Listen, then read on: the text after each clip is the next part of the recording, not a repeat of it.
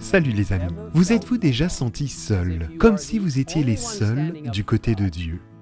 La Bible présente plusieurs exemples de personnes qui ont éprouvé de tels sentiments, et plus encore.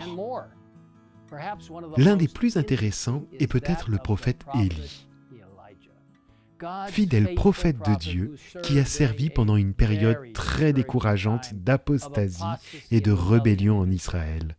Le roi Akab était sur le trône avec sa méchante femme Jézabel à ses côtés. De nombreux aspects de l'important ministère d'Élie sont consignés dans le livre de 1 Roi. Et l'histoire la plus connue est peut-être celle qui détaille l'incroyable expérience d'Élie au mont Carmel, telle qu'elle est consignée dans 1 Roi, chapitre 18.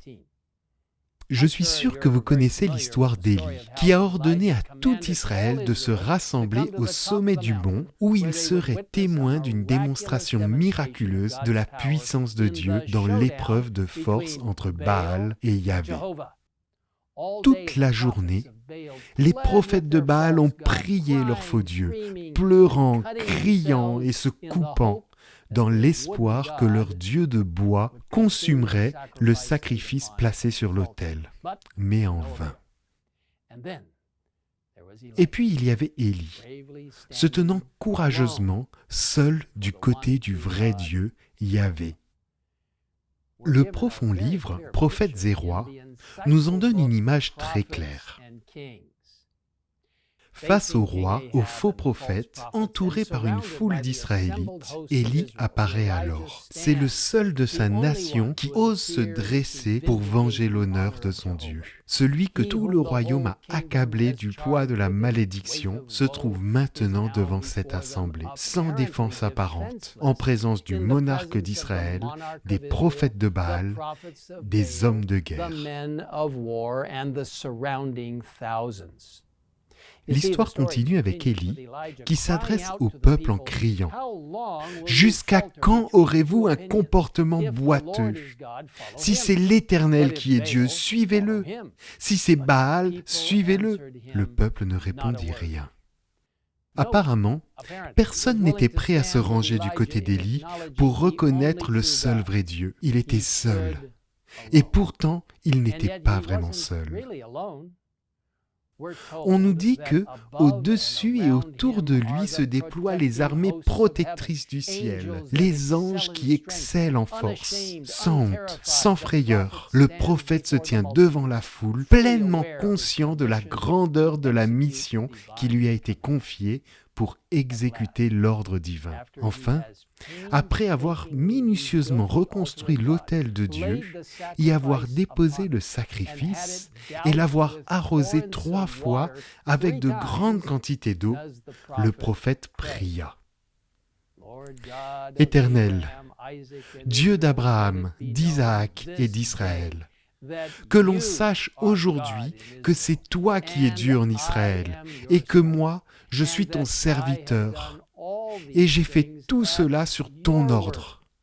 Réponds-moi, Éternel, réponds-moi, afin que ce peuple reconnaisse que c'est toi, Éternel, qui es Dieu, que c'est toi qui ramènes leur cœur vers toi. »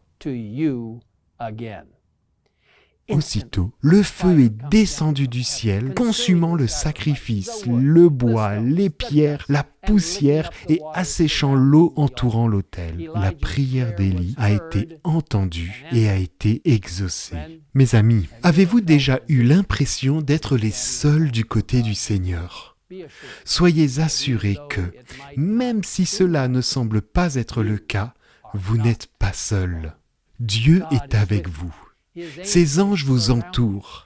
Il vous donnera la sagesse, les conseils et le courage de rester à ses côtés, quelles que soient les circonstances auxquelles vous serez confrontés. Et n'oubliez pas, comme Dieu l'a dit plus tard à Élie, il y a aussi d'autres croyants fidèles. Mais je vais laisser en Israël 7000 hommes, dit l'Éternel. Ce sont tous ceux qui n'ont pas plié le genou devant Baal et dont la bouche ne l'a pas embrassé. Soyons fidèles à lui. Partout où il nous appelle à aller, sachant que celui qui vous appelle est fidèle, c'est aussi lui qui le fera. Prions ensemble. Père Céleste, merci pour la merveilleuse expérience d'Élie, pour nous avoir montré comment nous pouvons nous tenir fidèlement à tes côtés, alors que nous te faisons entièrement confiance. Seigneur, bénis tous ceux qui ont besoin d'une attention particulière et d'encouragement, du soutien de la puissance du ciel. Aide-nous à réaliser que, peu importe ce que tu nous demandes de faire ou la solitude que nous ressentons lorsque nous nous tenons à tes côtés, tu es avec nous. Et les anges qui donnent la force et l'excellence peuvent nous entourer pour nous soutenir et nous encourager. Seigneur, nous nous remettons entre tes mains. Envoie l'Esprit Saint pour nous remplir et nous utiliser alors que nous proclamons ton message en ces derniers jours de l'histoire du monde. Merci d'être avec nous. Nous te le demandons au nom de Jésus. Amen.